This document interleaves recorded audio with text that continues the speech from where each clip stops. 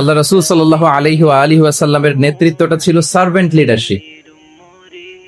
Servant leadership মানে হচ্ছে কাজের মধ্য দিয়ে নেতা হওয়া। বেসিক্যালি আপনি যখন মানুষের কাজে লাগবেন বা কাজে আসবেন তখনই আপনি নেতা। যদি আপনাকে সমাজে কোনো কাজে না লাগে, সমাজে যদি আপনি রেলেভেন্ট হতে না পারেন, কাউকে সাপোর্ট করতে না পারেন, গাইড করতে না পারেন, তাহলে তো নেতা হয়ে ওঠা আপনার পক্ষে সম্ভব হবে না। তাহলে যদি কাজে লাগা যায় মানুষের, আপনি যদি কাজে লাগেন, আপনি যদি মানুষের উপকারে আসেন, তাহলে by default you are a leader. If you are society oriented, if you are people oriented, if you are service oriented, by default you are a leader.